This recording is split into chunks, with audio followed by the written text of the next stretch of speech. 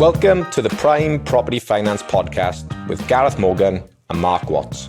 This unique podcast will dive deep into all areas of property investing finance, going behind the scenes with property professionals, investors and clients. Between us, we have 35 plus years experience in property finance. The podcast has been launched to share knowledge, mindset requirements and experiences of successful investors and professionals. We aim to simplify many of the complicated areas of finance and investing and provide valuable and easy to implement tips. Keep an eye out for our new longer episodes every Tuesday and our shorter ones every Friday. Hello and welcome to this week's episode of the Prime Property Finance Podcast. My name is Mark, and in today's episode we're going to go back into valuations. It's a conversation that is hot. It always is a hot topic. Often the bone of contention, especially when they don't support the figures that you had in mind. So I thought we would just spend a bit of time just going through some of the common things that we've been coming across recently to share with you guys in this quick, short 10-minute episode. So if you're somebody who is a property investor, you no doubt have dealt with valuations. You would have seen valuations haven't gone your way. And you want to understand a bit more about it, then please do stay tuned. This is the episode for you. So let's get straight into it then. So talking of valuations, what is it that you need to know really at a very high level? So I'm not sure that everybody is aware of this actually, is that the valuation report, we often get asked, can we have a copy of the valuation report from the client? And it's at the lender's discretion as to whether they want to let you have a copy of that. Now, most lenders do, in fairness, okay? But I can hear most people going, well, actually, we've paid for it, so surely we should have a copy. It's our money. Well, actually, in the scenario of lending, what you're actually doing is making a presentation to the lender, your lending proposal, your application form, etc., and all the information that you've shared. Your proposal is to satisfy them that you're good for it, basically, okay, and the security is adequate. So what actually happens is the lender instructs the valuer, okay, for themselves, but you pay for it, okay? And again, I can probably hear people saying, well, that's not right. Why don't they pay for their own valuation? Well, if I flipped that on its head and said that I came to you and wanted to borrow £100,000 and said, but you have to pay for the valuation report, not me, despite the fact that me being wanted, you'd probably tell me to go take a run and jump. So the same thing is true with lenders. So you're making a presentation to the lender that you can borrow this money and afford to pay it and so on and so forth. You've got the relevant security that keeps them happy. Then they will instruct to go get the valuation report done. And you pay for that in order to make that presentation to them. Okay, it's a common misconception that it's your valuation report, and it really, really isn't. In fact, when you do get a copy of the valuation report, you'll see it's addressed to them. Okay, so as I say, we don't often run into too many issues with lenders giving out the valuation report, but that is something to bear in mind. It's not actually your valuation report. Okay, so a very common question that we get around that as well. Something that I mentioned in that as well is it's the lender's instruction. Okay, so before we get to that, actually, I think it'd be worth talking about the valuer's panel. So again, sometimes can be a bone of contention. I've got a valuer who will do this, who will do that. However, lenders tend to work off a panel of valuers. Okay, so these are trusted, vetted valuers who they say are suitable to give the valuation report. Now, again, if I flip that on its head and said, I'm going to come to you with £100,000, I want to borrow £100,000 rather. I'll get you the evaluation report, but it's going to be my mate who's going to do the valuation. He's RICS qualified, but he's my mate. It's highly unlikely you're going to no, I want something independent. And that's it. That's the point. So it's independent. It's they don't stand to benefit either way. They get their fee and that's it. That's them done in the transaction. Okay. So that's why lenders will often dictate a panel of valuers and then they'll get that instructed. Now, when it comes to the instruction itself, the reason that you can't just take a valuation report and then go and hand it to one lender or the next lender or the next lender is that lenders will have their own specific instructions that they will give to the valuer. Okay, usually a lengthy letter. It's, you've heard of the phrase possibly read book. That's a set of rules or guidelines for which the RICS valuer, the RICS valuer, will actually conduct a valuation report. Okay, and it's done through UK Finance and all of these sort of things. There's a list of rules ultimately that has to be adhered to. Okay, but the lender will very often include a certain specific set of instructions. Easy for me to say. A certain list of instructions to the valuer. Okay, so when you get something that is nil valued, so when a valuation comes back and it says 0. Clearly, it's not worth 0. Everything is worth something, okay? It's just 0 for their purposes. In that instruction, it probably said, if it's got a flat roof that's more than 25%, then it's unsuitable security. Therefore, it's to be 0 valued for our mortgage purposes, okay? Now, that is a very specific instruction in the, a very specific rule in the instruction. That may not be present if you went to a different lender. They might say yes, and it would come back with a value and so on and so forth. So that's very often why you can't just move valuations around lender to lender, because it wouldn't have been valued in accordance with the actual instruction that's been issued. Okay? Sounds more complicated than it is. Certain lenders will accept something called a retype. Now, a retype of a valuation is, let's say they shared the value with you, you've had a look at it, it's not value, for whatever reason they can't move forward because of the flat roof, for example, okay? Then we didn't realize there was that percentage, they don't lend on that percentage.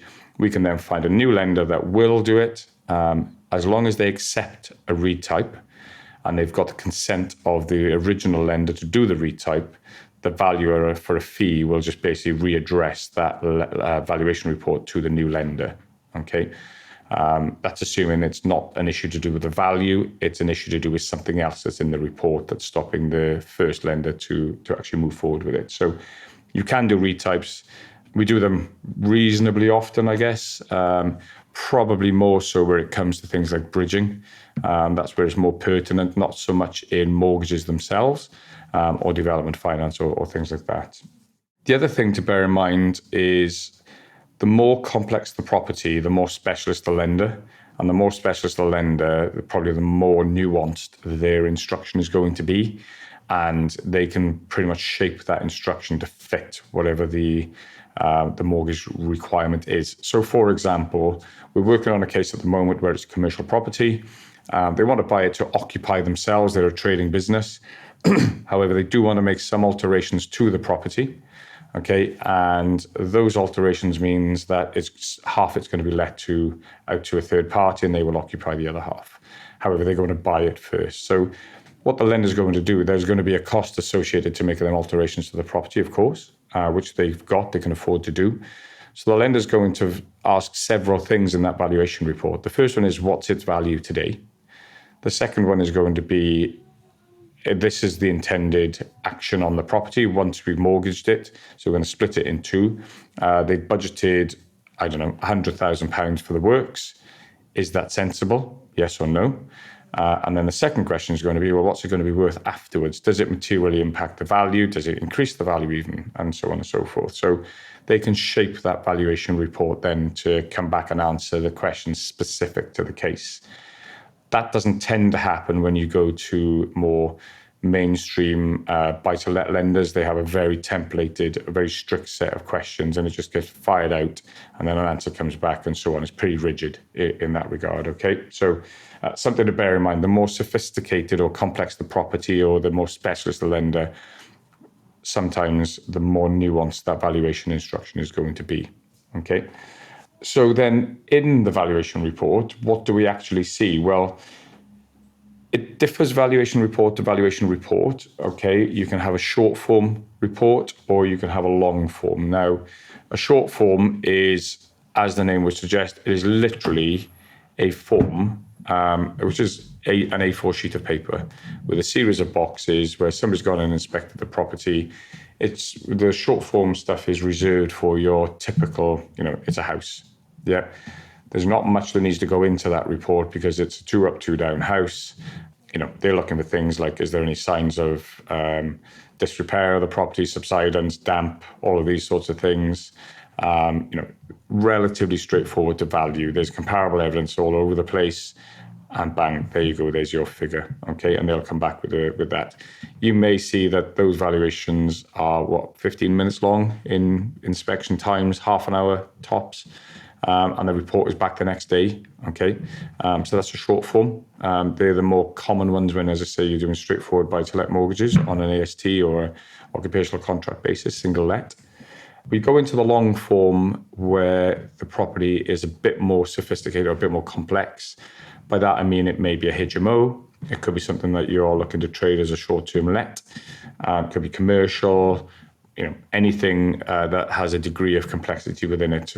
That will mean that the valuers does a far more detailed report back to the lender of the property, its suitability as security. So you'll find things in there which will be, location, SWOT analysis, so strengths, weaknesses, opportunities, and threats will be within there. They may comment on things like amenities and all sorts of things. There'll be pictures of the property. It'll be pretty in-depth. They're really useful for us as brokers as well. We can really see what's going on with the property. Obviously great for lenders as well to have a look at that.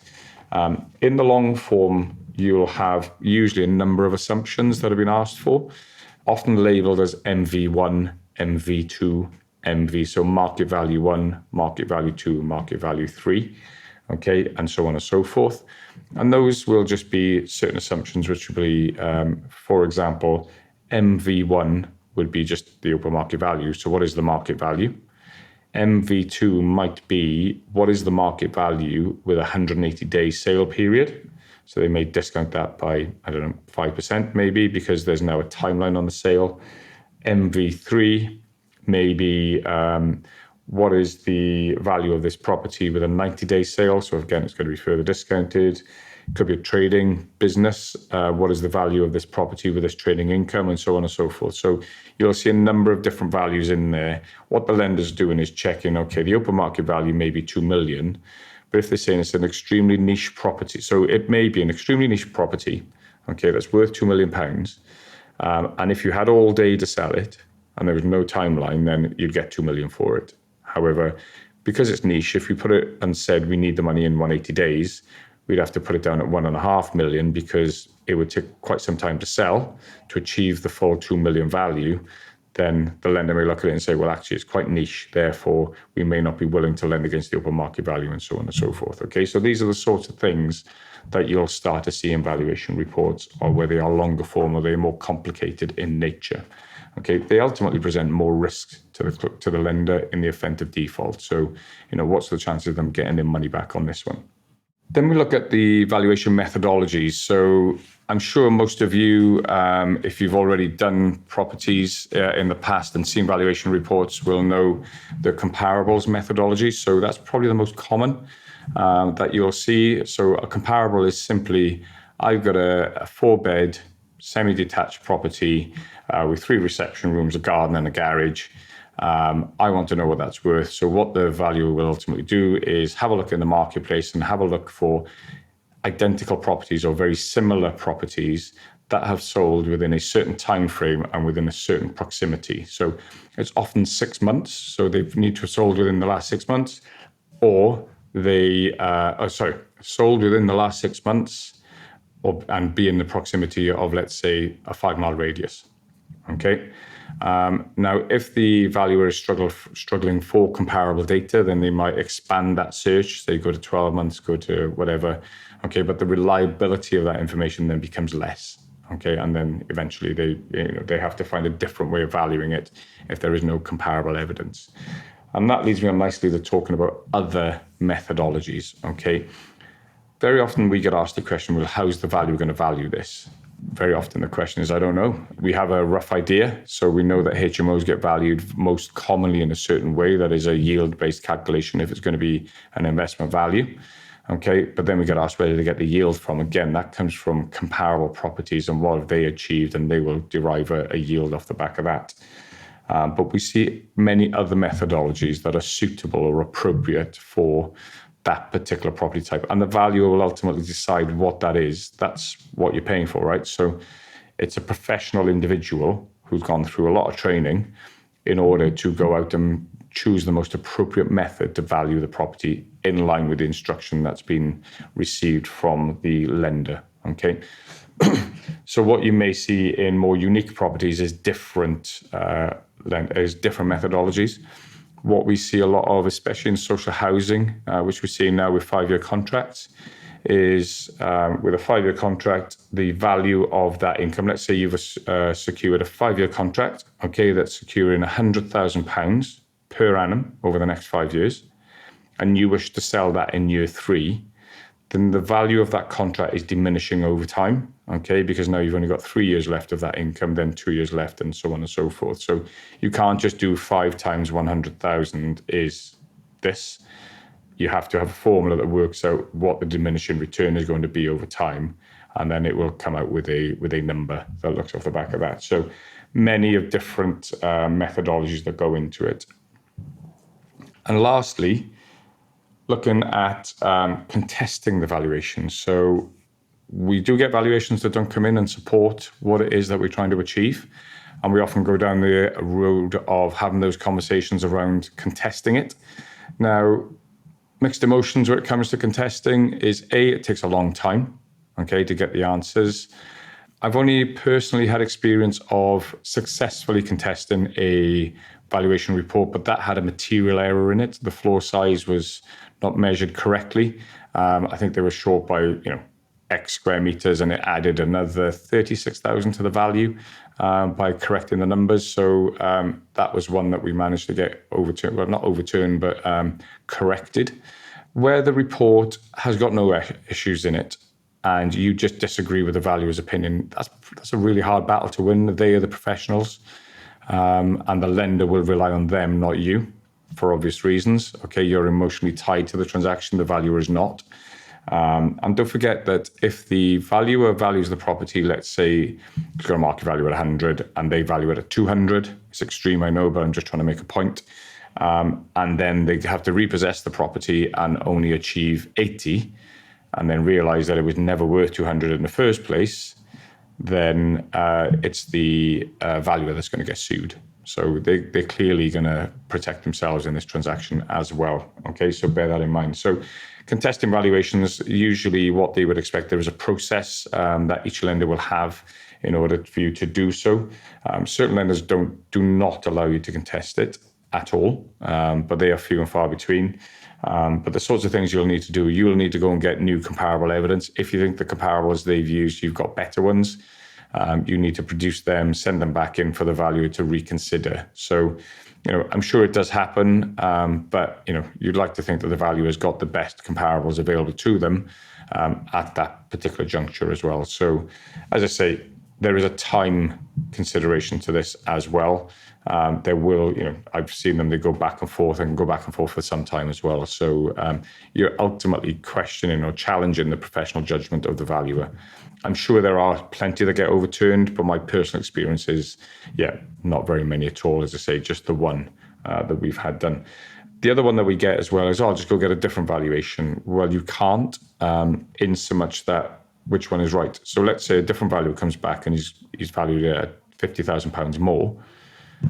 Now, which one is the lender meant to rely upon? So it doesn't quite work that we'll just get one until we get a number that supports what we're trying to borrow. It doesn't work that way. Okay, so just wanted to share that with you. A bit longer than I first anticipated, but valuations is a huge topic. We always talk about them. Some positive, some not so positive, but when you do get your valuation report, just take the time to have a look at it. What you'll see in there, you'll see a pattern. Most valuation reports look the same. Obviously, the content is different. And as you move into the more sophisticated or complex property types, you'll see there's way more detail in the valuation reports. And it's a great tool for you. If it doesn't come back and support what you're after and you're purchasing the property, well, use that as a tool to go back and renegotiate with the seller. You never know, you might get your discount or anything like that as well. So, as I say, if you've got any questions, you know our contact details. They're in the show notes.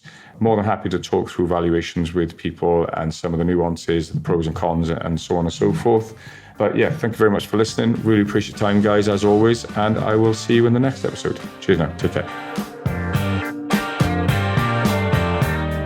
Thank you so much for listening to our podcast. We hope you have learned something and have some tips to take away. We'd be very grateful if you enjoyed the show. You could give us a review and share with anyone that you know that may be interested, and of course subscribe to the show so you can get notified when a new episode is released. If you'd like us to answer any questions or go deeper on a specific topic, please drop us a message at primeproperty.finance. See you on the next episode.